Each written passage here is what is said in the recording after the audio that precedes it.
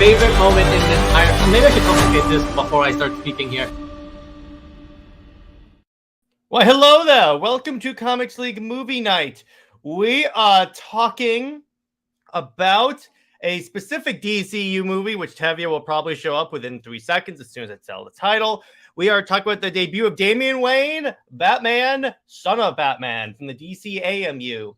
First off, what's up, Brown Destroyer? PK Shades, what's up? Yeah, it was heavily inspired by that. And what's up, Lawrence? How you doing? So let's bring in, we apparently have some people to show on the show. I am Phoenix! Mr. Nick.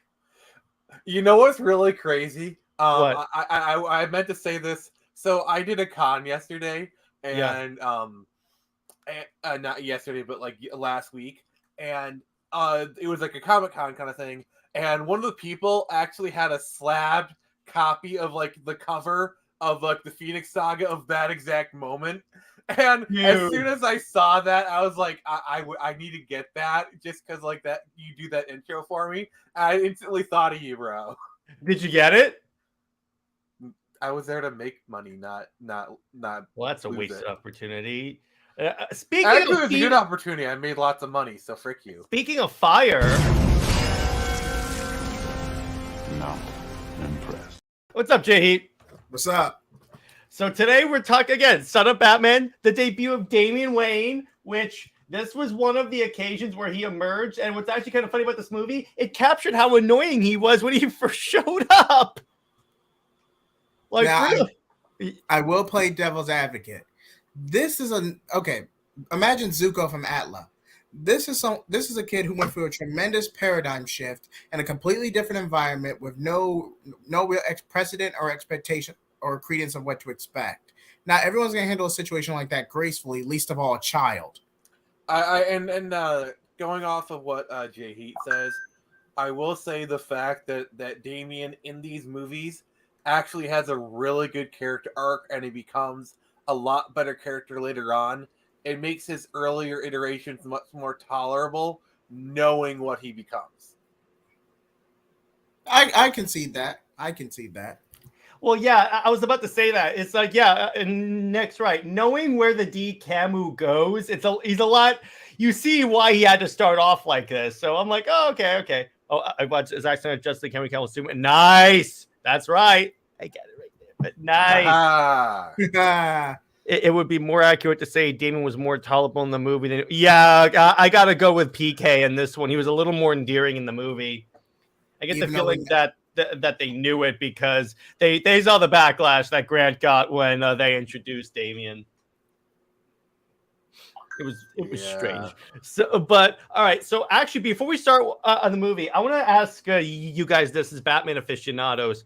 What do you think having a son, particularly a son from like the League of Assassins, add to the Batman character?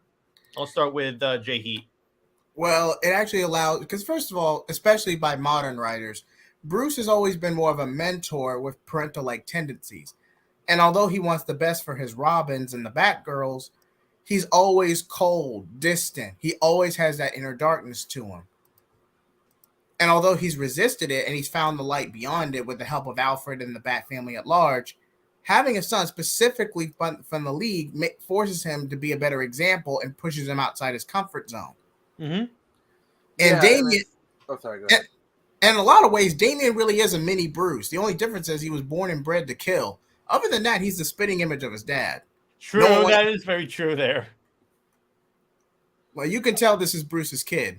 Yeah, I only watched and while people like Dick Grayson may be his son in all but name, I think the fact that like Damian is literally his blood, it kind of changes things. I know this might sound kind of harsh to like adopted people, but like there is kind of a difference. I mean the people. I'm sorry, I'm tripping over myself right now. Okay, take your time.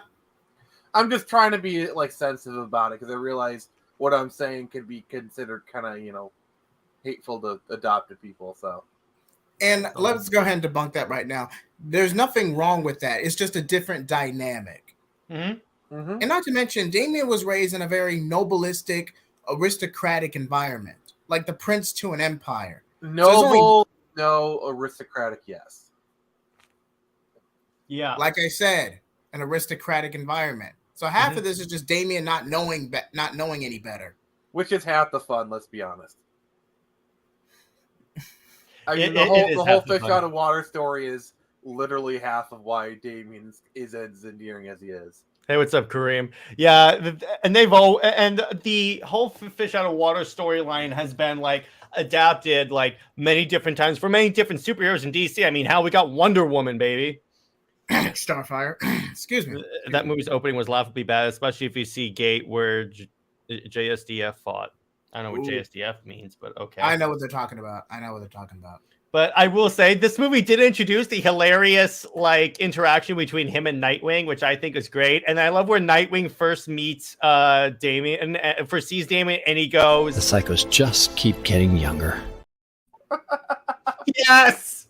By the way, Nick, I gotta ask you, as a Nightwing fan, how do you feel about the voice actor that DCAMU has for Nightwing? I love him. I think he does a great job. Well, considering he's Simon Tam from Firefly, I'm predisposed to like him. Yeah, of course. Also, I do feel like I actually really like his version of Nightwing because it's got that kind of like slick, suave kind of confidence. Yeah, like it kind of booms a little bit. Like it's like, okay, I can see this guy being a ladies' man. And by the way, I'm establishing a rule. When we refer to Nightwing, don't call him by his first name because then I'll get bots in the chat. So just call him Nightwing or Grayson, okay? Just if you have to say his name, call him Richard. Yeah, okay. But I will want to. This was a wasted opportunity to not have Jason Todd. You could argue there was a red herring for Jason in a later film, but they should have had both Jason and Tim at least reference. Because I feel like when Nightwing and Robin's rivalry over the course of DCAMU, this version of Nightwing was more of an amalgamation of Richard and Tim. Mm-hmm. Yeah, a little bit. In terms of the structure and overall dynamic. Because Damian and Tim hated each other in the beginning. Mm-hmm. Yeah, I think, and they also skipped two Robins, I think, right? Yeah, and this is kind of, and I was about to get into that. This is kind of a problem you have with like modern Batman. Is they tend to this is how they used to go. It's like Robin, and then they skip straight to Damian. It's like they skip over Jason and Tim. You know, okay, who's ever doing their pins? Can you please set that to vibrate? Mm-hmm. Not me. Not me. Well, it's not me. That's not in my notification tone, so it's one of you two. So can you please set your phone to vibrate? My phone's on vibrate. So is mine. It's all right. It's one of you two. So yeah, all right. We'll see. But anyway, yeah, I agree with PK. Simon does a fantastic job as Nightwing. It's to the point where I didn't even know that's what he plays. I was like, that's who plays Nightwing? Yep, I was surprised by it too. I was like, wow, so many Firefly alumni. And I will say, I said it last week, but last DCAMU movie, I love Jason O'Mara as Batman. He's fantastic. He's obviously not as good as Conroy, but I think for this universe, he works so well. He does. It's like this. I'll drive. No. I know how. No. I also love that he goes, I'll drive. No. Or like when... here's my favorite Omar moment. Talk. When he's driving, the phone rings and just goes, talk. He doesn't go, hello, or hello, Nightwing. No, talk. But again, I like, see, by the way, it is kind of funny. This movie basically, here's the basic plot of the movie. Batman finds an old fling, and she reminds him, oh, by the way, here's your son. He's like, my what? You really expect me to believe this? Yeah, I know. But I'm just like, okay. It's like, yeah. It's interesting the adventures Batman goes through is what I'm trying to say there. Yeah. Pretty much. And Pika's probably going to throw a rant in the comments. Oh, boy. Okay, I'm just going to go ahead and say it now. In the original Son of the Demon storyline, Bruce X Talia was consensual. anything from Grant Morrison botched it because he never took the time to read the original storyline and created a pseudo. What's the cleanest way I could say this? R-word story. Thank you. I got to admit, I actually kind of find the newer version a bit more compelling because it kind of adds a whole another dynamic to it. Mm-hmm. I don't know. It's kind of weird, though. That's a very weird choice and a weird thing to do the Batman, but okay. But honestly, it does seem like something Talia would do. Yeah, I'll give you that one. It is in keeping with her character. And also, I love how another Firefly alumni, we got Morena Baccarin as Talia al Ghul. Which again, let's be honest. Also, he would later go on to play Leslie Tompkins in Gotham. Oh, really? And I think she could do a decent live action Talia. She could pull it off. Certainly better than what we got in Dark Knight Rises. Oh yes, we've talked many a stream Many about, times. We've said that many times. I believe anyone that's watched this show for any amount of time knows I can't stand that movie for that reason. Don't set me up. That will set me up harder than saying Wonder Bat. Now, to be fair, I knew he was going to do that. As soon as I set that up, I knew. I literally had to move the mouse over your thing because I was like, yeah, Nick's going to do it. To be fair, when that movie released, Damian hadn't been canonized for not even 3 years. And a lot of creators wanted to avoid using Damian at any cost because they couldn't stand No, it. I know that, but the way they characterized Talia in that movie is egregious. We've seen worse adaptations. I've seen worse, but yes, but this is up there. But anyway, going back to this movie, I also like he shows up in the Batcave, and then when he meets Alfred, here's how he meets Alfred. Where are the rest of the servants? I am the sum total. You have only one servant? I love that. I love that. That's so good. It's like, and I love how Alfred he's just so unflappable. He just brushes off the whole being called a servant. He's just like I am the sum total. Mm-hmm. Alfred is always boss. He's like the king of shade. Talia should have been the main antagonist instead of. There's no reason for her to be the main antagonist in this movie, though. That's the thing. Fun fact: in the original storyline, Batman and Son, Talia was technically the antagonist, but they wanted to. It's kind of a Front of Atlantis situation where it was sequel bait to make her the villain in Bad Blood. Which I don't. Which again, that was such a heel turn because here's the thing, though. Going from here to Bad Blood, because we're eventually going to get there, and I'm going to talk about that, but. So the way Talia's character changes so extremely from here to Bad Blood, because in here she's a loving mother, she loves Damian. Now she's like, screw my son. Like, what the hell happened here? The Lazarus Writers, that's what happened. No, this is before she got exposed to the Lazarus Pit. Oh yes, actually, this is after because she gets exposed in this one.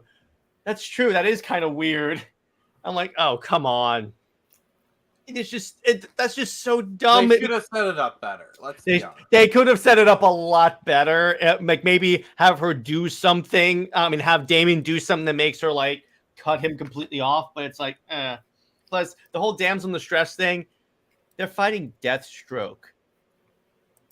Talia v. Deathstroke is not exactly a fight. I'm gonna tell you that right now. Deathstroke would win. I'm sorry. Yeah, I'm gonna tell you. I was about to say, Nick, you wanted to debate me on this. That's fine, but no. I still say Deathstroke would destroy her. Like, don't get me wrong. Talia would put up a good fight. Yeah, but you got to realize, they're both trained by League of Assassins, so they're but also. This is also a thing where it's like, even though they're both highly skilled, so that pretty much nullifies that whole thing. But you're basically just getting male anatomy versus female anatomy. And not to mention a healing factor and DC's Captain America, essentially. Yeah, exactly. Not only that, she's a regular human being. He's an enhanced human being. Enhanced always beats regular. Unless you're Batman. Unless you're Batman, because, of course, Batman always has to win. Deathstroke impersonator, no, that's still Deathstroke. The characterization was god awful. Okay, but Also, I'm saying, can we give a shout out to the Deathstroke voice actor, the late Miguel Ferrer? yeah, Yes. yeah, A moment of silence. because That guy, he also voiced Vandal Savage on Young Justice. okay, that's why the voice sounded familiar for me. Oh, he's one of those character actors where if you watched almost any genre TV in like the past 30 years, you've seen him pop up like so many times. He's like Keith everywhere. David. He has a voice that you recognize. Yeah, he's got that Catwoman- kind of growl. Catwoman also been like that in DC Comics. She's a total baddie initially, but I argue they brought her more into the anti-hero role and it kind of kept her there, like Harley Quinn, kind of, except she's a more Yeah, and I Harley think Quinn. Catwoman works better in the anti-hero role. Like, Yeah. so that way she can I'd argue anti-villain because the moment Bruce popped the question, she would semi-retire to be with Bruce. So it's kind of a black cat situation. Well, no. The thing is, the thing about Catwoman is you can never tame her, and that's why Bruce. That's why Bruce will forever be in love with her because, we always chase what we can't have, and that's the whole point of Catwoman is she does her own thing. Plus, with Catwoman, the reason why I've always felt that Batman fits better with Catwoman is that she directly challenges his view on criminality. Because remember, Catwoman's a criminal, but arguably she has reasons for being a criminal, like out of desperation. So she kind of challenges that whole black and white worldview that Batman traditionally has. Yeah. And thank you, Pika Shades. I have been corrected. Okay, okay. The voice changed. I didn't know that. Okay. Huh? Hey, I didn't know that. Hey, thanks for letting me know. Cool. Yeah. But let me put it this way: of the choices of villains, say which one about the characterization. The choices, I'll go with Deathstroke as the main antagonist for this movie. Of the ones they could have picked that could have done this to this scale, because kills Raish. Kills, but I think he actually does kill Raish. You don't kill Raish. He's that one character where whenever he dies, he's coming back. Oh, trust me, they could have brought him back easily. Just say a little drop of the Lazarus pit got in his eyeball, and that He's strength. Got like a duplicate body that his spirit goes into. So they're gonna pull a Black Widow because that's how they brought her back after Secret Invasion, a Secret Empire. They brought Xavier back. Yeah, they had a clone body that somehow they downloaded her. That it was set up so if she died, her memories and personality would be downloaded into the clone body. At least with Xavier, you had the excuse of him being a telepath, and at least that whole downloading consciousness actually works a little bit better with him being a telepath. Yeah, and Brown Destroyer asked, well, what about the animation of this universe? I like the animation style of DCAMU. I always felt they had a pretty cool animation style that looked similar to the comics and the new Fit 52 at the time. Yeah, it's probably it's okay. PK, calm down. It's fine. Which all looks the same. Mm-hmm. And shout out to Pika's Son of Batman versus Son of the Demon, Batman and Son review, because it's a good video. Mm-hmm. It is. Yeah. But I agree with you guys. And I'm sorry, Nick. I didn't mean to interrupt you. No, it's okay. It was kind of dumb. The only DCAMU movie that I think had not that good art was Flashpoint, because the way Superman's head was like significantly smaller than like his shoulders. I'm like, the hell is this? Someone someone's not paying attention to the model. Yeah, exactly. But that's the only one where I was like, I don't like this one. But in terms of character designs and like looks and feels and tones, I think they did a great job with it. I would argue Constantine House of Mystery, but that's because of the transition to the Tomorrowverse art style. Yeah, and we will be covering that one. And by the way, I'm saving my first viewing of that until we cover it, so you'll get my fresh opinions on that. Yeah, so, and then we get more like Batman kind of raising his son, but I love where Damon just shows up in the boardroom. So Nick, since you haven't seen this movie, here's what happens. So Batman is like in a boardroom meeting with his Wayne executives. He walks into his office and there's Damian on the computer talking about like, why haven't you invested in this market, in this market, in this market? Well, why haven't you expanded to this country? And he's like, Damian, shut up. It was so good. Oh, by the way, here's another great interaction between Damon and Nightwing that I love. I don't need some insipid costume and a bird name. I'm way beyond your kind of simplistic training. And then he needs to get his butt handed to him. No, but it's funny because the way Nightwing first meets him is that he rolls up and then he says the whole the psychos keep getting younger. Then it hard cuts to Batman in the Batmobile and he goes talk, and then the camera pans up and we see Nightwing. He's all scraped up and cut up like he actually tried to like capture Damian, and then he actually tied him to like a lamppost, and there's Damian like struggling like It's so funny. I do appreciate that, like, in these early movies, they do have Nightwing be the better fighter and like the one who actually beat like best Damian. Because I'm sorry, but like that's how it would be. Even if Damian's trained by League of Assassins, Nightwing is about on his level skill wise, and he's got like 3 feet on him and probably 100 pounds more muscle. Mm-hmm. So and an additional 5 years of experience plus Batman. So like skill wise, I say they're maybe about even. Nightwing maybe has the edge, but negligible difference in skill. Yeah. But like as far as just sheer muscle power and just physicality, Nightwing wins. Plus, I feel like Nightwing is more of like Nightwing is kind of Spider-Man-esque in his fighting style, where it's more agility and dodge based. Well, and I feel like that tends to cancel out the League of Assassins martial arts style, which I don't know what their style is. Like, I think jiu-jitsu or whatever. I don't know. Yeah, the Al Ghul's fighting style is very adaptable, but Nightwing, like Spider-Man, is so unpredictable.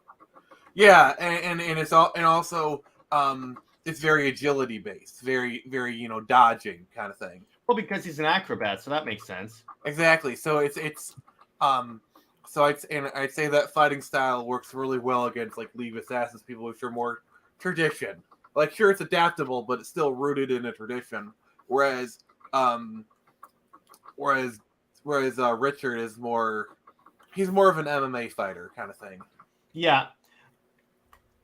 So then we essentially see Batman and Damian like argue about killing Deathstroke or taking him in or not killing him.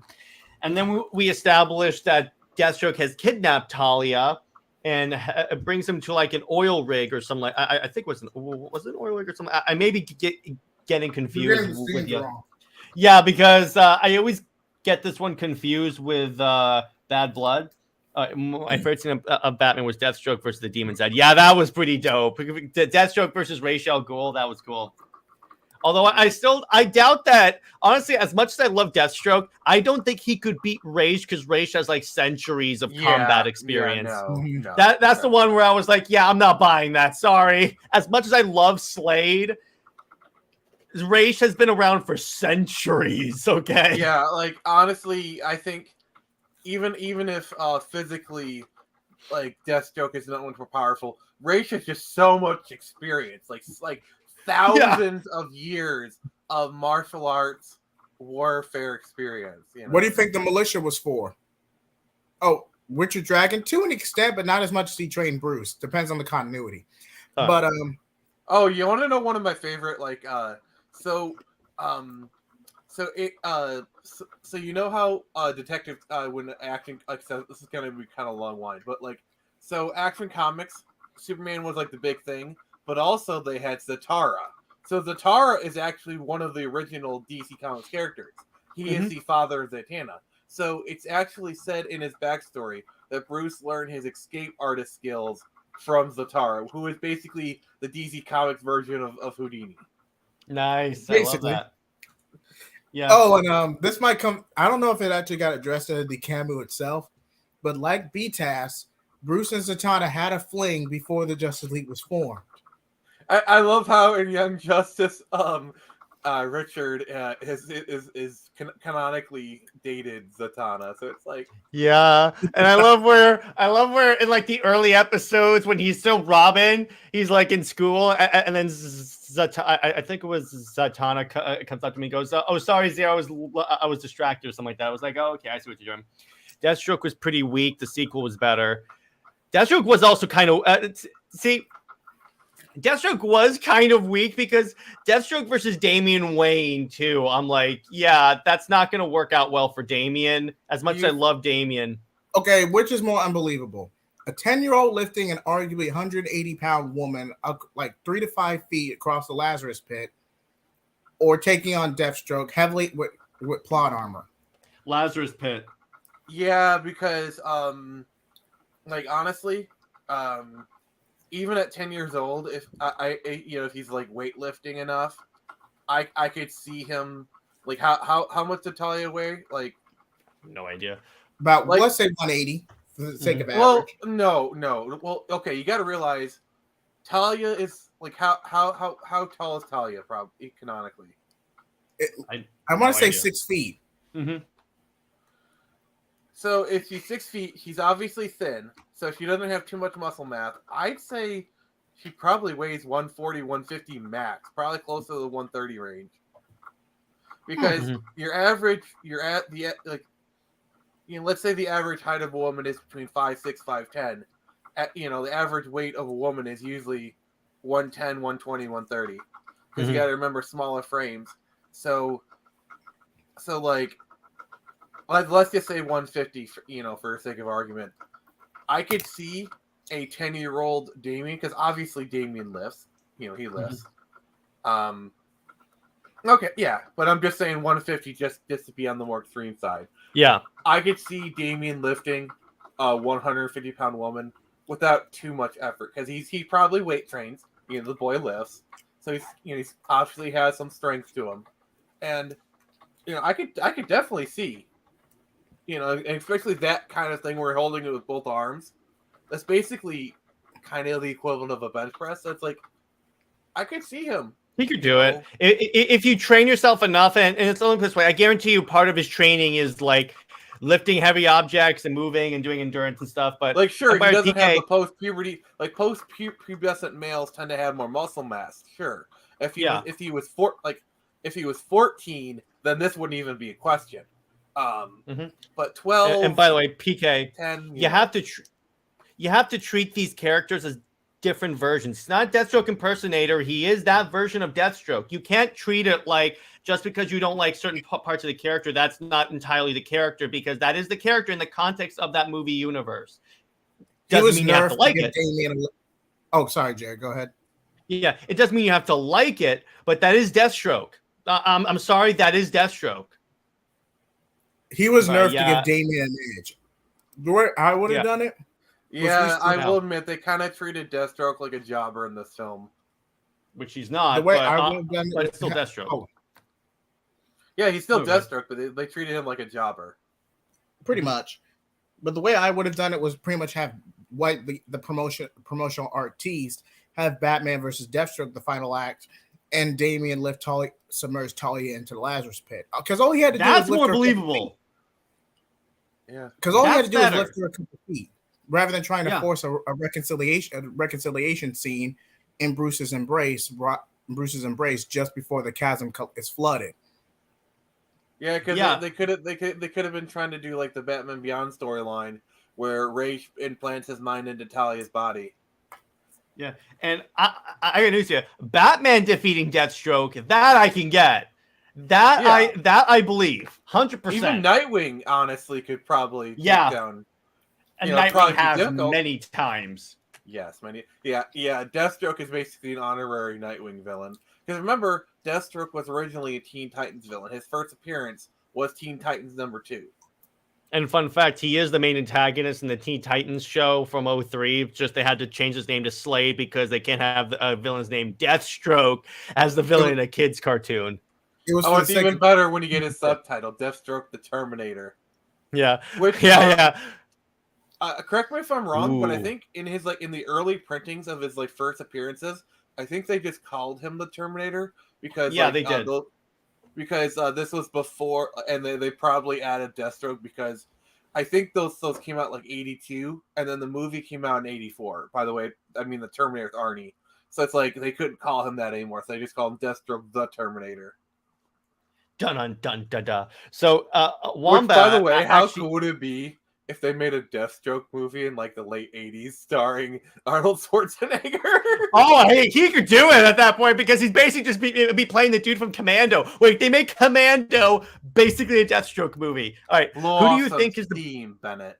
Yeah, who do you think is the better killer in DC? Deathstroke, Azrael, Red Hood, Lady Shiva, Huntress, or Finchester? I'll start with you, Nick. Deathstroke. Who do you think is the better? Deathstroke. Yeah, me too. Deathstroke, absolutely Deathstroke. JJheat, what about you? Oh, he's probably away, but yeah, it's Deathstroke because you have the tactical knowledge, you have the enhancements, and it's because here's the thing: what people don't know. Deathstroke also has enhancements to like his mind in that he can process information faster, he can make tactical decisions faster. Is literally a contract killer. Okay, now spoilers for real quick. Now, Deathstroke has taken down the entire damn Justice League, so yeah, I'm pretty sure he's the better killer. But go ahead, JJheat.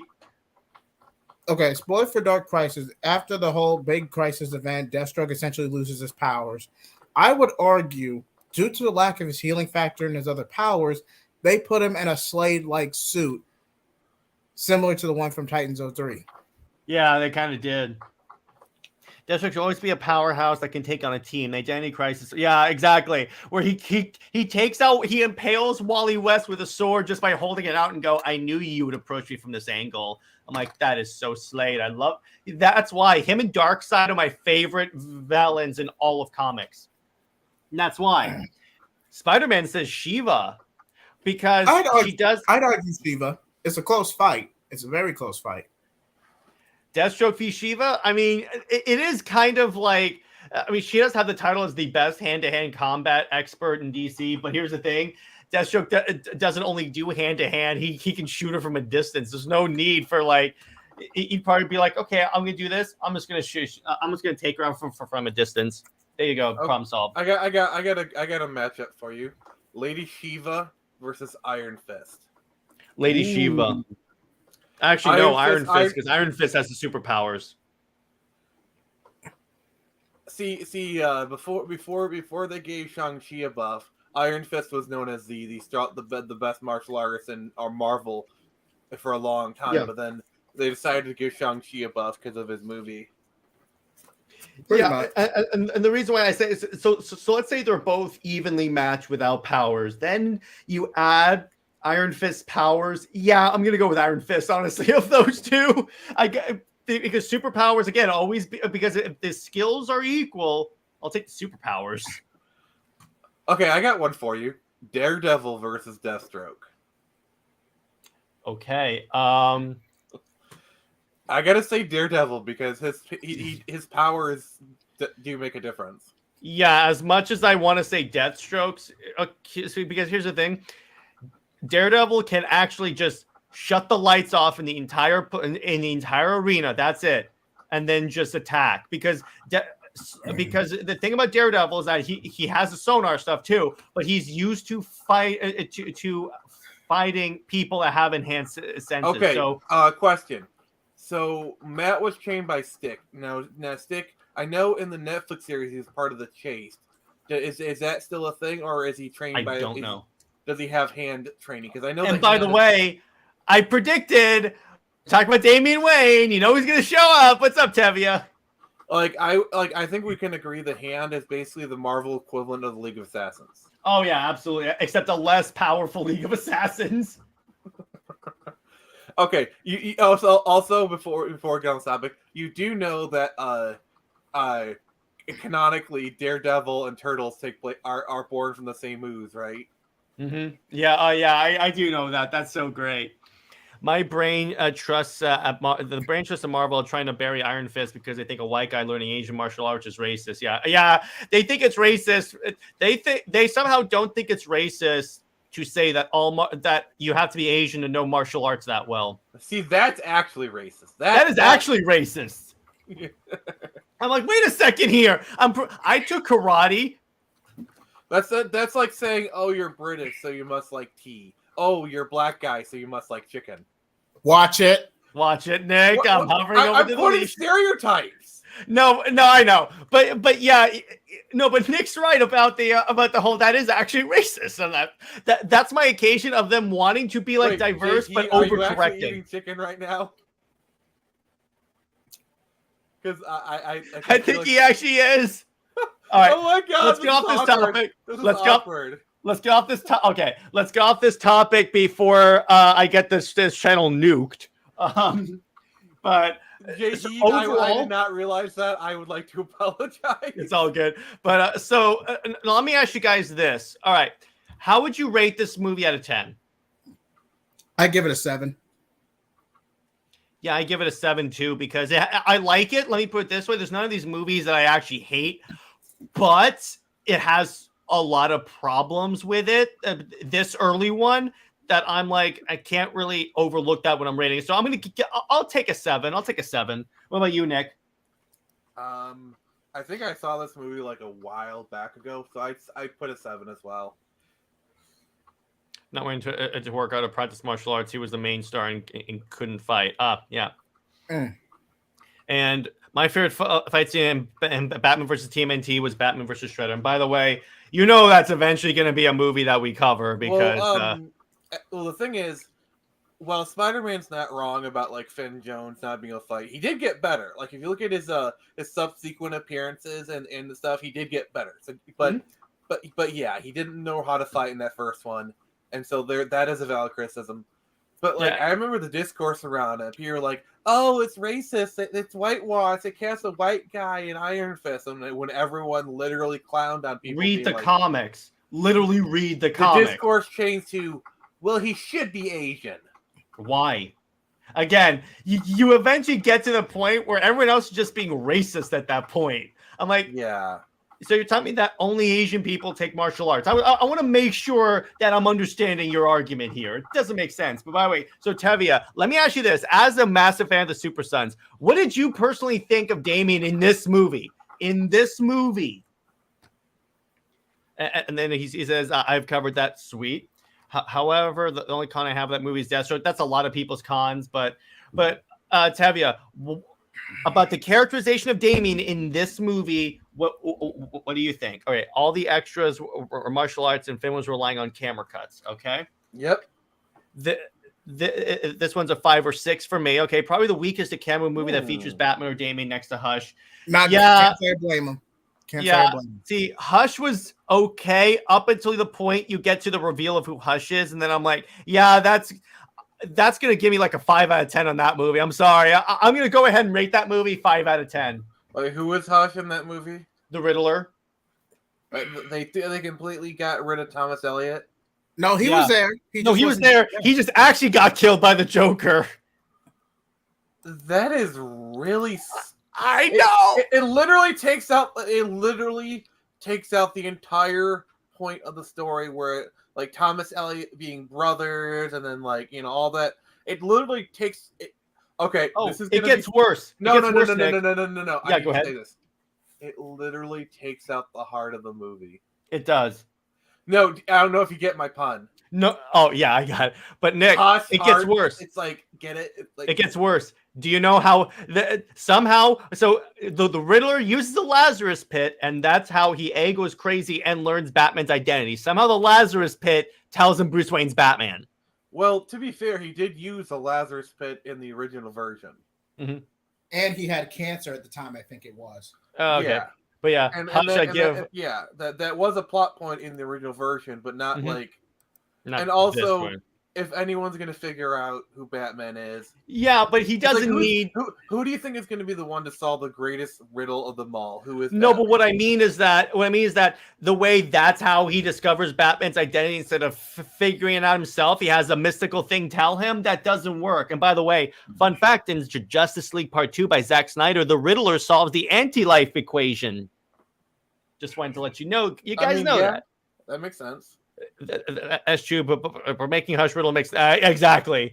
As soon as I saw that, I was liking it because it had some comic moments, except instead of Huntress, it put in Batgirl for some reason, and then that happened, and I was like, this sucks. Sorry. Probably because of familiarity. It's like people more people know Batgirl than they do Huntress. Which Plus, she hadn't really shown up in this movie yet. Do I know who would have made a better Hush? Who? Jason Todd. Oh yeah, that would have been better. Oh, which they actually did that in their Did you ever watch the Choose Your Own Adventure DVD? Not yet. I haven't Where yet. they combined I want Hush with Under the Red Hood, where they use clips from it and like because. Kind of I think wasn't it like the original Hush was Jason. It's just he jumped out during the fight in the graveyard, and then Clayface took his place, and then it was Jason, Tommy, and then Riddler working together. Yeah, I think in Hush, Jason hadn't been revived yet. I think he had. Because it was retconned in that was actually Jason, but then somewhere off panel he switched places with Clayface. Okay, because I don't think they didn't bring Jason back for another 3 to 4 years. Yeah, they didn't actually do it until 3 to 4 years, but after he was back, they retconned it that was Jason. That sounds really stupid. I gotta be honest. And by the way, yes, the movie is. I don't know how we got to talk about Hush. We might as well, but. The movie is a profound disrespect to one of my favorite Batman stories of all time. Yeah, that story is really good. Which arguably is one of the best stories that Jim Lee's art has ever shown. And that was his first time drawing Batman. Wasn't Hush the first time that was that when Harley Quinn was formally introduced to the main continuity? I think it was around the same. Harley got her comic debut around No Man's Land, I think. Yeah, it was somewhere in there. I don't think it was Hush, but she was. Well, I like because the first comic appearance is a Batman the Animated Series tie-in comic. That's the first appearance of Harley Quinn, but the first appearance in continuity, I think, maybe. It was around 97, 98, maybe. Maybe. So I was just contradicting myself. But I do like one of the things I love about Jim Lee when he drew Batman is that he had the heads-up display was identifying weaknesses in the thug. So it's okay, you can punch him here because he has a fake knee. I'm that is so cool. And by the way, PK says introducing Jason Todd as Hush in the animated movie would have been a better change. Yeah, exactly. Yeah, a change to revealing that Nightwing wasn't really the only Robin before Damian. Yeah, exactly. That it would have been a great way to put that all together, and you can make it so you could still have the Riddler was a pawn, but you could kind of change it a little bit. So Jason was the real ringleader, and that would have been so great. And I give Son of Batman 3 out of 5 stars. Okay, 3 out of 5. Mid. I agree. Oh, have you guys read the Into the Dark multiverse Hush storyline? So what this is, Nick, this is What If, but for DC stories, but they always have to turn out bad. They did one for Hush where instead. Bruce becomes Hush, and there's no Batman. Dick is a Talon of the Court of Owls, and and waiting on the bots. Yeah, and Oracle is the leader of the resistance movement against the League, essentially the League of Assassins, because the overall thing of the story is that Thomas Elliot is a puppet installed by Ra's, and then his little. And then he's married to Talia, but Talia's just there to manipulate him. So, what about? I'm sorry, I was just doing some research. Harley's first main continuity appearance was in 1999, and the release of Batman Harley Quinn #1. Yeah. What about Tim Drake Robin? What about him? Because I don't think because here's the thing. He may have gotten one obscure reference, but he would never play a factor in the DCAMU. I think he showed up I remember. I think I saw him in Apocalypse War when they show when they pan over and show all the teams receiving the briefing. I think I saw Tim at that point, but I don't think he was a big. I don't think he played a significant role in the problem with Tim. If you're going off of these Robins, is he really doesn't have anything that stands out other than just being a really good character and a good Robin and a good detective, though. Dick Grayson is the first Robin and became Nightwing, so he will always be there. Damian is a son of Batman. He will, and then you got Jason Todd, which is Batman's greatest failure. He dies and becomes Red Hood. They've got these good story hooks, whereas Tim doesn't really have these great kind of story hook parts of his character other than just being a good detective, a good Robin, and a good all-around character. And then being written by Fitz Martin certainly doesn't help. Basically all the storylines you could do with Tim, you can just do with Damian and it would be better. There's not really anything about Tim's character that makes him stand out. Like I like him, Yeah. but he doesn't have the things that make him stand out. Jason has stuff that stands out.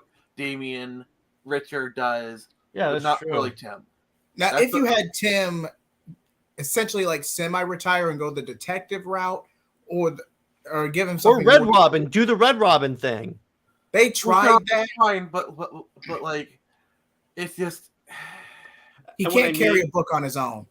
Well, I mean, in the context of the DCAMU, you could just had, okay, he was Robin for briefly, and then he went off and became Red Robin. That's what they should have done in the new 52. See, the problem is we live in an era where you have 4 Robins, and if you're just in an era where you're rebooting these characters over and over again, how do you place Tim in this continuity? True. It's Richard, it's easy because he's first. Damian is the Batman, and even Jason you can fit in there without much trouble because like he's the failure. Because like he could have been Robin for 2 weeks for all we care. He could have been Robin for a single night. And arguably his use, he's the challenge to Batman's whole no killing rule that doesn't exist. But... Exactly, and that's why Red Hood, Tim Drake works so not Tim Drake, but Red Hood, Jason works so well because it's a foil. It's like it's great storytelling. Yeah. Now I will say in Hush, they did establish, it was a throwaway line, that Bruce and Shiva came into accord that she would take over the League of Assassins in exchange that Damian is not dragged into the Civil War following Raish's death. So they did come into accord. You could easily say Tim Drake's Red Robin would train under Shiva as a condition of this arrangement between Bruce and Shiva. You could. Well, that's assuming Tim Drake is even in the picture. Yeah. For a second there, when Wamba said, "Thank God Duke didn't become a Robin," for a second there, I was like, "Who?" And I was like, "Oh yeah, it's that character Scott Snyder tried to force to becoming important, but he just became obscure." Yeah, it's kind of like how in the 90s they're trying to push Azrael, where it's like they had him become Batman, and then you had, I think Azrael even survived up until No Man's Land. I think he was actually part of it, but he kind of Tim is very significant. But ever since Damian came into the picture, both market-wise, standing out as a character, and in the core dynamic and movie and larger adaptations, Damian technically snubbed Tim in a meta sense. He snubbed him. I liked Tim. Tim is actually I've never. Tim is probably my favorite Robin, like hands down. Like I think Jason. I like him even. I like Tim even more than Richard as Robin. Now Richard is my Nightwing is my favorite character, but as purely as a Robin, Tim Drake is my favorite because like he was the one that I grew up with. He was like my Robin. Yes. My favorite, honestly, is Tim of the Robins for that reason, because he was the Robin that when I got really into comics. So, but yeah, I agree. See, here's the thing: we're not saying Tim is like any much of a bad character or like why he's not important. We're just saying that since again, like JJheat said, since Damian, there's not much use. There's not much. He's placeless, honestly. Yeah, there's not really anything about his character that kind of helps him stand out. Whereas the other 3 characters, they have their place in this kind of tapestry. It's the reason why Stephanie Brown gets overlooked, because while she's cool, she doesn't have a place, and so it's another reason why they've never brought Carrie Kelly into the mainstream. Like you don't think DC would love to have a female Robin? Well, she was. Spoiler was briefly a female. Oh Robin, yeah, I know the War Games briefly. saga. Yeah, But a lot of that was. But no. You don't think DC would love to nowadays? They would love to bring Carrie Kelly into continuity and have her be Robin. So would they the fans. Love that. So would the fans, honestly. No, I'm saying if that's their good idea free card. You want your female Robin, you bring Carrie Kelly in. Yeah, like, that's it. But the fact that they haven't done it is they know they already got too many Robins to balance. Yeah, and that's the problem. And again, this is why I don't like having more than one character have the same mantle, because it gets confusing and it makes the other one seem redundant. It's like having 2 Superman, 2 Batman, 5,000 Robins. And by the way, Dave the Impaler says you can't really have a Robin more significant than Batman's biological son other than the original Grayson. And arguably, Grayson is Batman's first son. And that's why the only reason Jason works in this dynamic is because he's the failure. He is the black sheep. He is like the one who is kind of on the outside but still on the inside. That's why Jason works. And what's really cool is that in the new, actually, no, it wasn't new. It was Rebirth. At the end of the first arc, where they bring him and the Outlaws, that was Artemis and Bizarro. You see him just hanging out with Bruce, and Bruce goes, "Look, you have an opportunity here for redemption by managing this little team. I have faith in you." And then they essentially share a burger, and I love that character development, and that's why. See, here's the thing. Again, yeah, he is the black sheep, but he's the black sheep that wants to be better. That's why personally, of my favorite characters that have been Robin, it's Jason and then Nightwing. Yeah. I agree. Then plus Tim Drake from an alternate future was a brutal Batman. That was cool. And I see Stephanie Brown as Robin as an exception that reinforces the rules that Robins are Batman's children. Mm-hmm. Yeah. Zack Snyder was going to use Carrie Kelly, yes, because when you look at which version of Batman was he clearly adapting? Yeah, I mean, that would have been cool. I would have loved to see that. I would have loved that. I'm like, please, because here's the thing. Carrie Kelly. Jenna Malone is Carrie Kelly. Actually, she would have done good. On one side of the camp, you have fans and creatives who just don't like the kid, who just don't like Damian because of his attitude. I mean, come on, he's a punk kid now turning 14. The problem is that whenever he has character development, DC essentially in the same continuity resets his character development because every writer wants to have the Damian becomes good story. So essentially, Damian has suffered from a bad case of Spider-Man syndrome. Yeah, exactly. Exactly. They kind of did the same thing with Jason for a long time, but arguably since like the new 52 and he had his whole like run with Arsenal and Starfire, he's kind of stayed a little more consistent with the character development. Yeah, I think DC has kind of grown more comfortable with the idea that Red Hood is basically their Punisher. I think they've really kind of tasked themselves. I think like away from the whole like, oh, I'm a former Robin that everyone hates me, into more just like black sheep on the periphery of the Bat family. I think. Okay, Adam Glass. This is for Tivera. Adam Glass aside, a lot of that was still tied back to editorial mandate for 5G. So a lot of that was editorial. Speaking of bad decisions, 5G.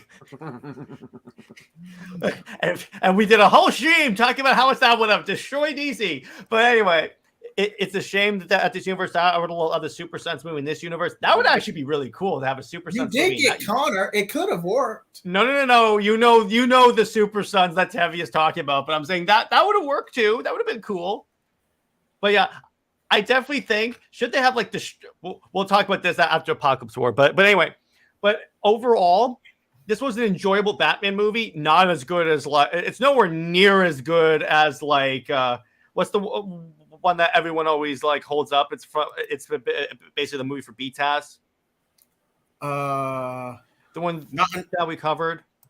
The Massive Phantasm. Yeah, it's no Massive Phantasm. Absolutely not. But it's enjoyable. Look this way: it's not a horrible movie. It's very enjoyable.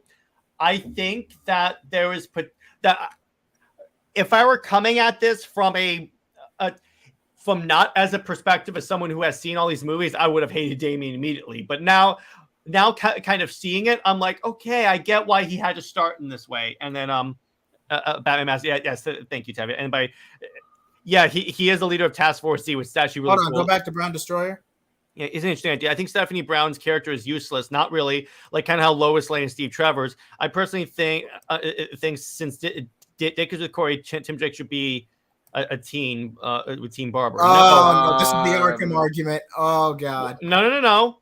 Well, first off, she's not non-essential. She serves a different role. And second off, she's with Tim. She's supposed to be with Tim before Megan Fitzmartin got in the way. So I feel like they were just chasing headlines on that. It's going to get undone within a year. It's going to get, I guarantee you we're building toward a new 52 style reboot or something like that, where they're just going to say, nope, we're done. I meant Batgirl teen and Tim Drake and Dick. I still disagree. Yeah, it is a masterpiece. the Mr. Freeze Sub-Zero beat was awesome. I We'll mean, talk honestly, about that one too. pretty much all the Batman animated series movies are pretty good. Like even Mystery of the Batwomen was pretty good. Yeah, we will. I'm still sad that we did think of Cassandra Cain because that would have been really. Yeah, Cassandra Cain is a character that would have actually fit in this universe really well. I mean, honestly, she exists. Cassandra Cain was basically hitting the same beats that Damian was like 10 years prior, 15 years prior. Like that is a pairing that I would love to see. Like Cassandra Cain and Damian. Okay. What? That is like no. That's crossing the line. What if they're both 14 years old?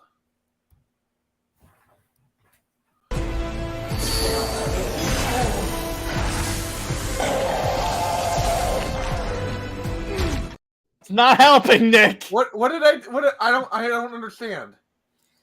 You do realize the Bat family is essentially a family in of itself as a unit, right? Some line, Nick. Nice. And you're the same people who say that like Richard should be with Barbara, so your argument is invalid. I'm not going into that. If we can ship. Hey, I said I could see Nick. A Robin that makes more sense. I'm not fighting you here. What I said was I could see why people would ship Dick with Barbara. I know I just said his name, but I prefer him with Starfire. I said I was specifically clear on that. I don't understand what I like. Yeah, love the movie. I think Damian was hated because he's so OP. Yeah. During the Batman Inc. storyline, Cassandra and Damian had a brother-sister dynamic similar to Damian and Rose. Mm-hmm. And Just League vs. Fatal 5 was the last DCAU movie, and it was awesome. Yeah, Fatal 5 was pretty great. I love that movie. We will be talking about that one because Jessica Cruz, baby. Yeah. Oh, yes. Roll the clip. Roll the clip. Yeah, I have to because you mentioned that, but where is it? It keeps getting lost. Why did you say that, Dad? And by the way, the bat is dead. Bury it. Consider this mercy. You know what sucks is Ewan McGregor. I could actually see being a really good Black Mask. He was. Yeah, great casting. But they put him in the wrong movie. Yeah. I still don't get why you have this opportunity to have in this movie that's supposed to be the female empowerment movie for DC after Wonder Woman. You have the potential to have a really badass female character, and you make her a common pickpocket. No, you make her a copy of Deadpool 2. Yeah, I'm like, what in the name of how they did basically you made do? her a female Jason Todd. Oh, it was even worse. As a Black Canary fan, she only used her power once, and it knocked her out. I'm like, have you ever read a comic? Let me answer that question for you. No. And what sucks is I could totally see Mary Elizabeth Winstead being amazing as Huntress. Oh, she's good as Huntress too. That's another really good casting. I'm a big fan of hers, but like, I don't know. Yeah, it was good character drama to develop both. Bruce and Selena. Yeah. But once again, I do. You're risking it. All right, so let me tell you. Here are my two Batman ships. It's Bruce and Selena. That's the way it has to be. Some people, for some reason, ship Bruce and Talia, and I'm like, that is entirely not a good idea. We'll just keep that as baby mama drama and leave it alone. Yeah, exactly. And Nightwing and Starfire, because again, I grew up on the Teen Titans show, and that really sold me on why they work so well. That's what I'm gonna say. All I was saying is that I was playing devil's advocate. I could see kind of where you get that from, but I don't think it works that well. By the way, canonically in the comics, Richard has hooked up with Huntress. He's hooked up with everyone. There was a comment in the beginning here that says Batman and Nightwing have hooked up with Nightwing is the biggest man ho in the entire superhero. They're like the James Bond and Captain Kirk of DC, guys. I got news for you. You sure that wouldn't be Constantine? Richard does love his orange skins. Yeah, I mean, why do you think they always render his rear end so well? Oh, that is America's ass. Yeah, exactly. Or like they always have like on the covers for Tom Taylor's Nightwing run, he's like shirtless doing yoga. And I'm like, That's what I want to see Nightwing doing. Yoga. They want the ladies. They want the N. Yeah, I know. So The ladies want Richard to take them under his Nightwing. So yeah, that's we're gonna about. Oh, we're gonna talk about this puddle of filth, the Injustice movie. Oh boy. By the way, is the upcoming Judgment in Gotham the same continuity as Gotham by Gaslight? I don't think so. No, you could argue with. I don't think it's a direct sequel. I think they're just. By the way, Gotham by Gaslight, the animated movie, is really good.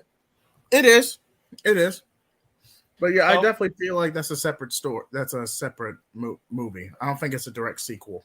So, yes, exactly. By the way, did you know there's a comic where Superman and Big Barda are kidnapped and they're forced to shoot a porno? We try to forget that. You know what's even worse? What? There's a. I should look up this essay about like Superman. About him and like mating practices, and they talk about like his sperm being like shotgun and okay, okay, yeah.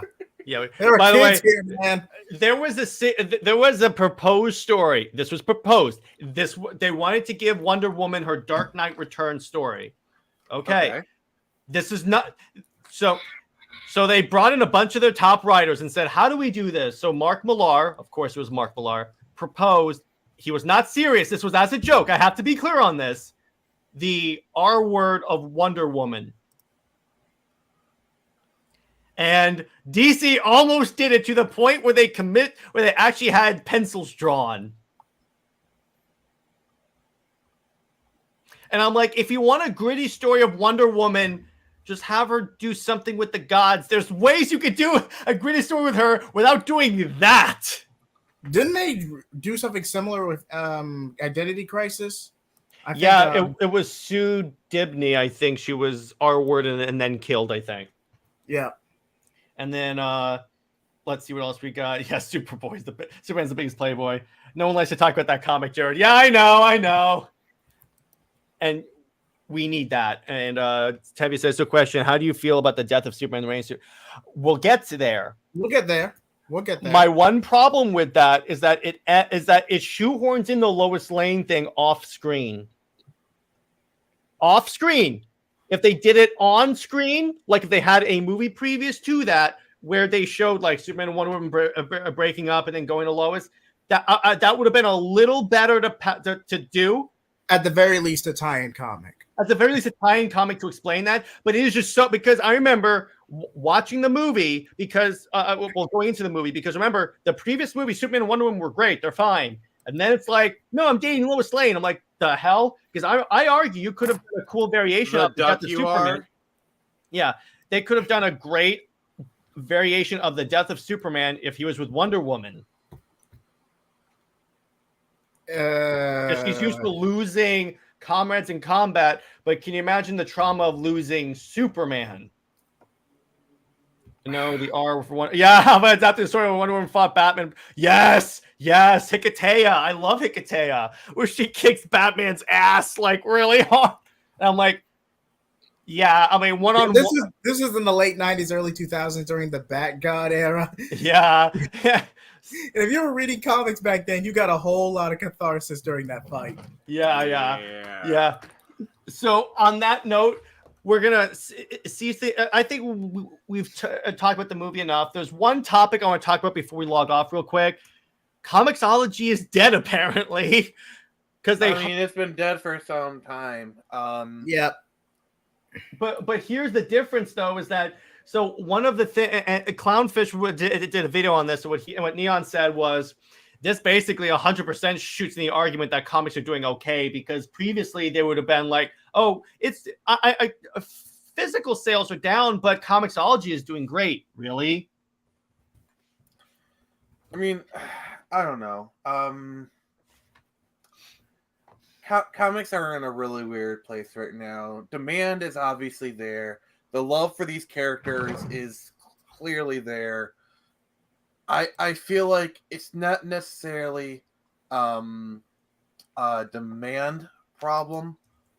I feel it's more of a distribution, that kind of thing. It's like you aren't really giving people what they want in comics. You had 10 years of the biggest movies ever being advertisements for your comics, and you squandered it. You squandered literally the greatest advertisement anyone could ever hope for, because exactly they were so, because like, from like 2008 till 2020, like let's say 12 years, you had people going in like, I want to read about Iron Man. Where's Iron Man? Where's Tony Stark? And this was when the MCU was at its peak. I want to read the stupid about part. Thor. Oh, Thor's a woman now. Oh, I want to read about Bruce Banner. No, you got Amadeus Cho. It's like they were seemed hell bent. And you had so many people that go into these comic books. They want to read about these characters. They're not there, and they walk out and they never return. You had one chance, and he blew it. You could have fostered, because basically the MCU is Gen Z Star Wars, pretty much. Yeah, and you could have brought it. Arguably, if they had played their cards right, Marvel would not be struggling like it is today. Because we basically have a generational breaking, because millennials kind of read comics, Gen Z reads manga. Let's call it for what it is. Yeah, and you basically you could have marketed to these people, and except you squandered it. And it's just like lousy editorials and incompetence. Plus, you never actually use advertisements properly, because you could have put like at the end of like Black Adam or at the end of Iron Man, before the post-credit scene. Hey, if you like this movie, see your LCS. I still say before, because people are waiting for that scene, because people just leave. Yeah, I feel like if you're gonna do that, have like a link to an app. Say like find me a local shop. Like a comic shop locator app that like people can download, and then put that in the theaters. Because like saying, "Hey, what's your local LCS?" That is a logistical nightmare. True, to, like, literally put in front of it to do. It's an impossible task. Like, I know people are saying it, and it's a good thought, but it would never be done. The best you could do is do a comic book shop locator app, where people put in their zip code, and they could find local comic shop in the area. You could advertise that. What they could have done is they could have advertised the comics and said, like, read these books, and then and then at the bottom that they could have had a link to a site that like you said, it has like the information on like how to find LCS. But again, they squandered that, and they made the comics wholly not. It's like, here's the thing even with the DC movies, they didn't do anything special when let's say Black Adam. Well, they started doing stuff with Black Adam where they go, here's a reading list to understand the books that inspired this movie. I have that. They're going to do one for Flash, but the problem, and by the way, say what you want about James Gunn, he did indicate that he's working with Jim Lee in order to make sure the comics reflect the movie. So we could kind of see them try this again, but arguably it's a little too late. Now, in terms of the comics, I'm not saying the comics need to be an exact one reflection of the movies. No, but these need to have Tony Stark be Iron Man and Bruce Banner be Hulk. At least have the characters. You can't have these characters headline the Iron Man book, the Thor book. That's why I knew that they were going to take John Kent, give him a miniseries, and then say you're not Superman anymore. That's what I think. Honestly, I'm going to make a prediction. The end of the Tom Taylor series, the end of the miniseries where he fights Ultraman, he's going to shed the Superman mantle, because editorial told him you can only have one Superman. Now, so in terms of Comixology, remember, Comixology actually used to be the reader of choice for people. Then Amazon bought them, and then swiftly it just went downhill real fast. Pretty much. Like, there still are ways to do comics. I mean, you read them on Amazon, of course. Global Comics is a good one. Drive-Thru Comics. There's Spinwiz. I think there's tons of them. Of this stuff, but Comixology was the central hub. It was the place, it was the Netflix of comics, quote unquote. And I argue that a lot of this was just bad branding, like chasing the wrong trends. Because half the time people just screenshot a picture of a comic or a certain panel for clout, but don't like pay the pregnant Joker thing. I don't even know how to approach that because I've heard people saying, "Oh, it's supposed to be a joke." Or but here's the thing: I get that it's a joke. Gotcha. The difference is we're in a different culture, but now than we were, because he was trying to homage the Silver Age. We're in a different culture than we are in the Silver Age. I feel like that's a post outrage explanation, like they're trying to turn it into a gotcha. Yeah, but but still, it doesn't hold up really well. But It anyway. really doesn't. I get to me it was just a crappy story. I get it, but to me it's like they knew exactly what they were doing, and now that they're getting called out for it, they're changing their tune. That's my opinion.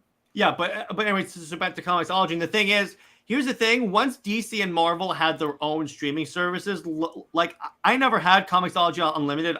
I just have DC and Marvel. That's it. Those are the only two streaming services I really need.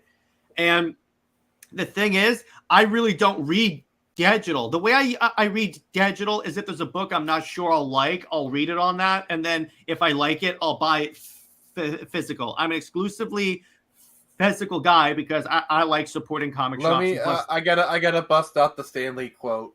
Yeah. So comic book, and this is gonna get a little spicy. Comic books are a lot like boobs. Sure, they look great on the page, but I'd rather feel them in my hands. That is an actual Stanley quote. Excelsior! He's got a point, but yeah. Actually. Oh, Kingdom Come, the animated movie with in the style of Alex Ross art would be sweet. No. I got you one better. Done by the people who made Arcane. Yeah, that would have worked. That could work really well. Imagine, like, not necessarily like the Arcane art style, but like they still did the Alex Ross paintings come to light animated. If anyone could do it, the people who made Arcane. PK says they should do what Japan does, but by publishing volumes with 6 to 7 issues in them, similar to how some mangas are published. Like Shonen Jump. Yeah. The latest manga release of this was multiple chapters in a volume. They do that. That's called trade paperbacks. Yeah, but no. I think what he means is, so like there's this thing called Weekly Shonen Jump, and it's kind of like how a lot of the manga industry works, where it's like every week you buy this like newsprint. It's meant to be disposable, and it has like 10 or 12 different stories, and it's one chapter of each of them. And I think a regular manga chapter is like 10 to 15 pages, and it's usually 4 panels each. So it's a lot more simplistic. So they can kind of crank them out more. I really, and so they do that every week, and then eventually that leads into a full volume. And that's and the volumes are like the trades of the manga world. And people can correct me if I'm wrong about this, but that's so. And honestly, I actually do agree with Pika Shades. Like, I feel like that model is proven successful, and it's how a lot of people consume manga. It's basically, I feel like the problem with American comics is, in our mad dash to be premium, we've priced a lot of people out of the market. Like your average, your average floppy is minimum $4-5. Like, amen to that, brother. That's a problem, because it's like I get old back issues. It says like $2 or $1, and I'm like, the hell? Like, imagine a weekly magazine that was like 50 to 100 pages, black and white, but it was like your Batman, your Superman, all the stuff for like $10. And even if it was weekly, I think you could have people buy that. Yeah. Or even bi-weekly. The thing even is bi-weekly. I would be fine for like $5 for a comic, but the thing is that you're paying $5 for like not that many pages either. It's one thing if you pay like $20 for a trade. I get that, because I'm fine with that, because I'm getting like a lot of content.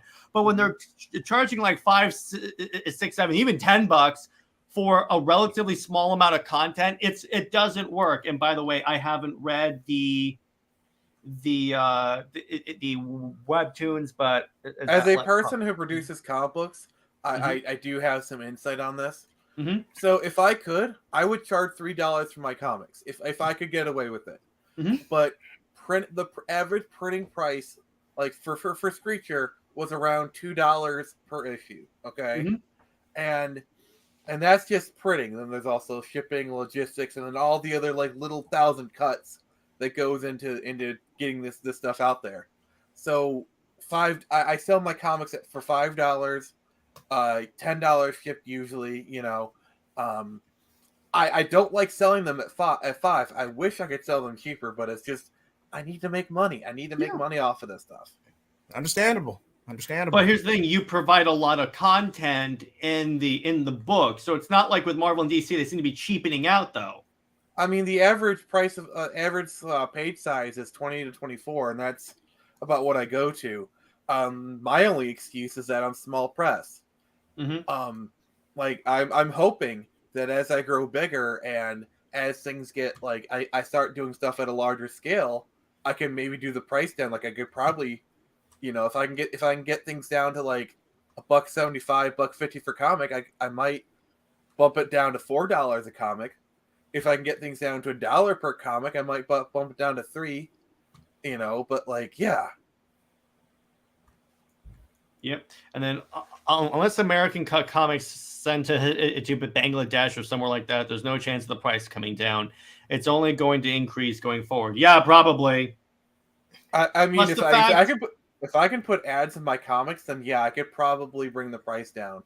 Like if I'm running if I'm running a 28-page interior comic book and I have 4 pages of ads, so I'm still doing a 24-page story, I could probably bust it down to $4 pretty easily.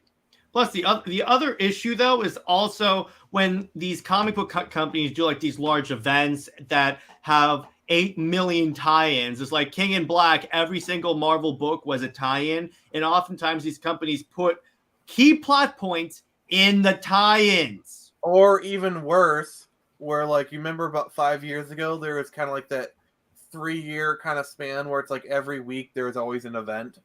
Yes. It seems like that now, too. Yeah, it used to be events happened like every 5 years, maybe.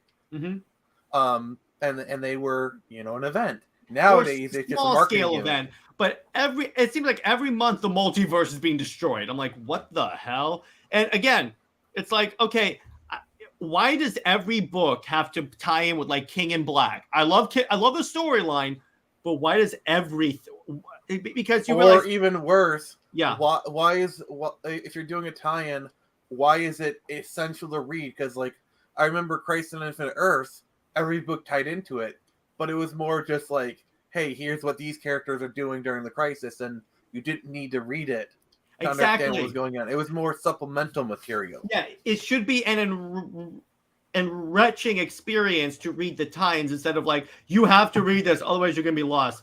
Dark Crisis on Justice. Yeah. What do you think, JJheat? Well, I just feel like we're at a downtrend. The demand is there. You had pretty much the biggest momentum you're going to get going off what Nick said, and they were just too caught up in their own thing. I mean, you had a new generation of writers who, I mean, come on, everyone has to start somewhere. Who came from Tumblr. A lot of them came from Tumblr, but that's a separate conversation. And I'm not going to say the market's going to full on implode. It's just going to be very high price. I mean, and my counter argument is that look at the rise of indies. You know, the indies prove the demand is there. You know, and it proves that people will buy this stuff. I mean, look at like EVS, EVS, or literally any of these other people who get like hundreds of thousands of dollars, millions of dollars. Or even some of the smaller scale people who get like tens of thousands of dollars, you know? Yeah. Heck, if I can run a campaign and print 500 copies of Screecher and get like $2,000 in my campaign, I'd say the indie scene is pretty healthy right now. Oh, it is. That's why I think the mainstream comic book industry is going to be smaller compared to I think we're seeing a rise of indie creators. Yeah, it might become a little bit more bespoke. I don't really for the longest time I was using indie video games as a point of comparison, but like I think we're kind of getting to a point where like those two are kind of diverging because indie video games eventually kind of fold themselves into the larger video game space where like you still have indie video games, but they're kind of just part of the larger umbrella. I feel like American comics are kind of going a different path where it's like it's a different pillar outside of the umbrella. You know what I'm saying? Excuse me, this is a shout out to Robert online. Hell yeah! Yeah, Kite Man wins. And then Robert also asked, do any of you buy indie or manga comics? I don't buy manga. I do. Okay. Do either of you guys have Screecher near you? Oh, of course I do.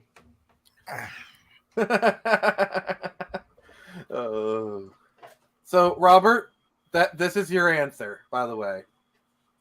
All right, hang on. So for those who don't know, Screecher is the last comic that I produced, and both of them are showing off their copies. So yes, these people buy indie. And if Image counts, I get a lot of Image. So. And remember, Nick, going back to what you said, there is 100% an indie market because look at what happened with Image. Oh yeah, and like Image, I'd say is actually more. I wouldn't say they're indie anymore. They're. I mean, I know, but back in the day when Image was formed.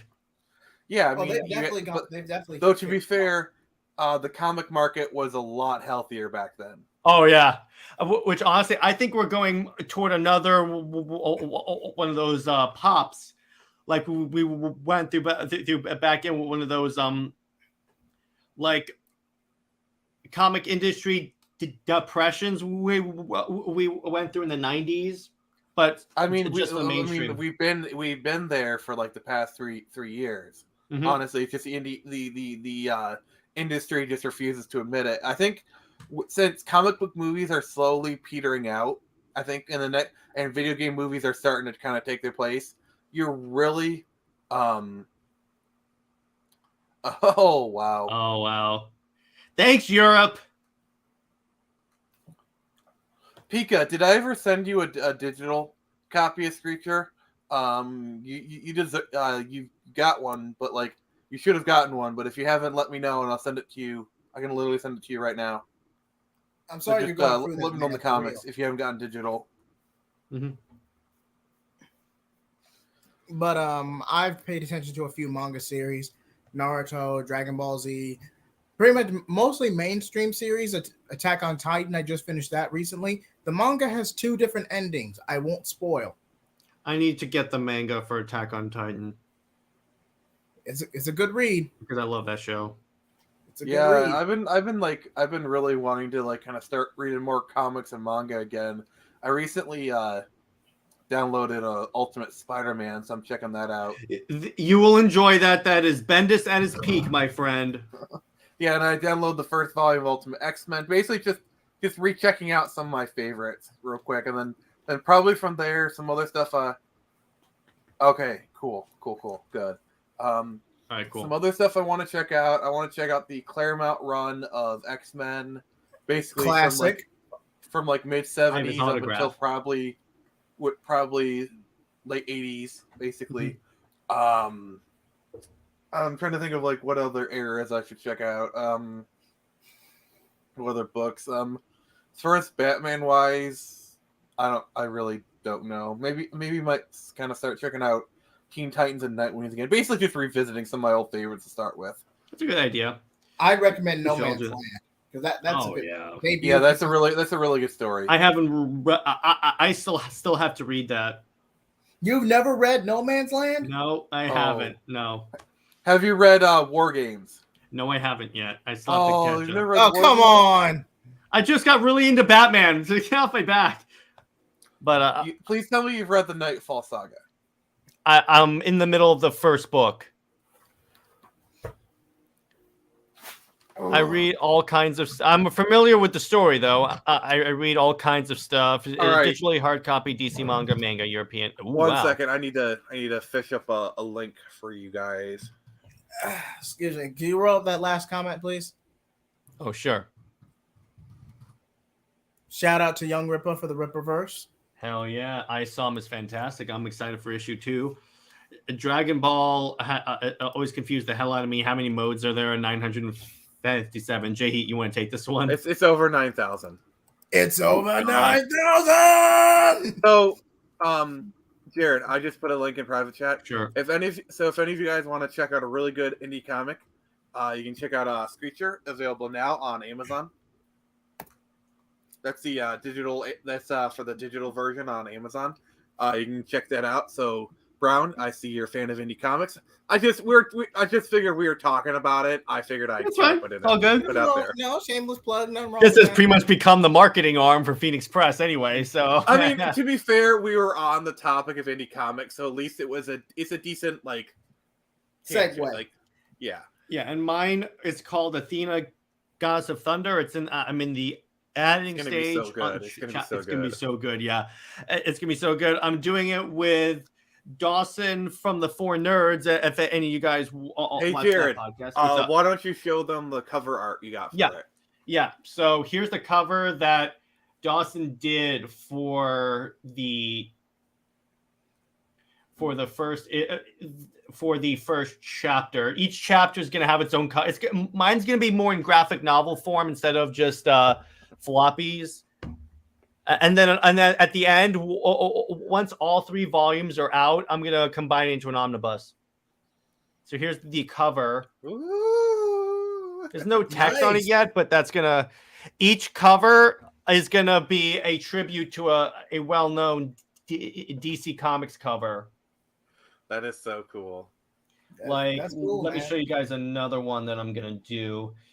I have probably this one is going to be referenced in. I plan on one of the chapters in volume 1, of course. Next time. And then this one, because she has a costume change, and I'm kind of basing it off of that. Then maybe this one, or the God of War outfit, of course. I love this coverage. But so yeah, basically what I'm doing now is I'm just going into it and like expanding what happened in the story and such. But yes, I do read. I don't know why it's sharing screen. I do read a lot of stuff. The next as part of next year, I'm thinking as you guys are doing becoming a drinking game. Oh, of course, yeah. Nice. And so I think that's a good place to leave it. This was a great stream. We enjoyed the movie. So. All right. Wait, there is one more thing. I know. I'm going to do it. Our next DCAMU movie is going to be Throne of Atlantis. We are going to do Throne of Atlantis. But what we wanted to do is sort of tease you. Hey, what's up, Lawrence? Is tease you on what our next week's movie is going to be. And this was JHeat's pick. So, Nick, you want to wait. Well, let me just do the thing, and then you can. No, I was going to tell you. Nick, you want to take it away? Next time on Movie Night.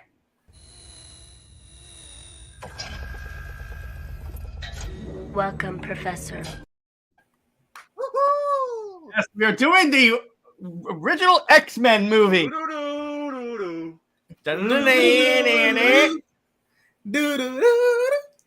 Okay, real quick, I just gotta say, my favorite line from that one is like, and by the way, you're gonna need to get this as a clip. You actually go outside in these. What would you prefer? Yellow spandex? I want the keep your eye open, but I also want the one where Wolverine retracts his 2 claws and is giving Cyclops the claw. Wait, how do we know it's you? You're a dick. I love that. Works for me. I love that. He's like, all right, that's good. What do they call you? Wheels? There's so many clippable moments in that movie. Yeah. Plus, just Hugh Jackman's his first time as Wolverine, I believe. And remember, It's one of those occasions where everyone was like, "That's not Wolverine," and then everyone sees the movie and we're like, "That is Wolverine." Mm-hmm. He's not entirely comic accurate, but it was a solid performance. Yeah, because Wolverine is really short. But I'm gonna make a lot of videos today as to how I build the DC universe. Cool. We will check that out. But on that note, everyone, where can everyone find you guys? I'll start with JHeat. Well, I'm gonna start an official Screecher review on my Blazing Shonen podcast. So you'll definitely, because I got to redo it. And also I'm gonna continue the Swoltor Let's Plays. And again, let's make this a great new year. And I look forward to continuing the Comics League brand. Nick, what else you got? All right, so I've officially started production on Turn Samurai number 3. It's gonna be really freaking cool. Should have some storyboards for you. Coming here in the next few weeks. Beyond that, I got some convention appearances coming up next month. Got my big one, Great Lakes Comic Con. And then you can find me. Oh, yep. Jared's got those beautiful covers. By the way, the cover for issue 3 is actually going to be done by Xevious. So if you like the cover for Screecher, you're going to love. There's the print. So yep. And then so Turn Samurai should be hitting. Probably going to stick with Indiegogo. I know some people have had some problems with it, but I haven't really have any issues, so I'm probably going to stick with that unless I have a reason not to. I'm right now. So this is a tentative month. This is not locked in, but I'm shooting for May. This is the first time I publicly said that. It's not guaranteed, but like that's what I'm shooting towards. So we'll see how things go. So I'll probably be kind of really starting to ramp up my marketing for that one probably in April, kind of thing. So yeah. And then Jared, I would like to launch Turn Samurai on this channel. Yep, you got it. You got it. We will be doing that. And then you can find me on Twitter at the Phoenix Press, and on YouTube search the Phoenix Press as well. I got my next Avatar review with Jared, and then on Wednesday we'll be doing the latest episode of the Super Split Screen Brothers. JJheat's going to be with us. We're going to be doing a tier list of superhero video games. We'll talking about all the latest news and rants. Because there's plenty of news and rants to be had in the gaming industry this week. Always. So now I do want to make a quick shout out to the hashtag Sell the Snyderverse campaign. Mm-hmm. It's gotten a lot more traction than I thought it would. Y'all are really supporting it. So keep doing what you're doing. I'm honestly surprised. Like I'm gladly eating my words because I was very dismissive of it at first, and you guys have humbled me, and I am more than happy to admit I was wrong in this one. This actually looks like it has a chance, and now I was wrong, and you guys are right. But here's the thing, though: it's more likely that if it comes back on Netflix, it'll be animated, which I'm fine with that. It's just like I'm just trying to be humble. I know that, but I'm just saying because you mentioned it has a chance of actually happening. Most likely animated, which I'm fine with because it would be at least we would get the story. So I'm fine with that. It'll be cool if they used the DCAMU design for the characters. Nick apologizes to Snyder fans. Yes, he does. But on that note, everyone, stay heroic. By the way, in terms of me, you can follow me on Comics League YouTube, Comics League JT. Comics League 2020 on YouTube, on Instagram 2021, and then you can see the website right there. And then again, tomorrow, this Monday will be a video talking about how stupid Superman's trunks are and why they're outdated. And Wednesday, I'm going to be talking about another indie book that I very much enjoy. And then on Friday, Nerdette's going to come on Under Two Capes, and we're going to talk about the DC content that we want to see in the future. So, and when is that, Jared? That is next Friday. Oh, just before CLD. Yeah, just before CLD, and that will be a live streamed episode. So you'll be able to come on and hang out with us live. So on that note, everyone, stay heroic and Excelsior. Yeah, exactly.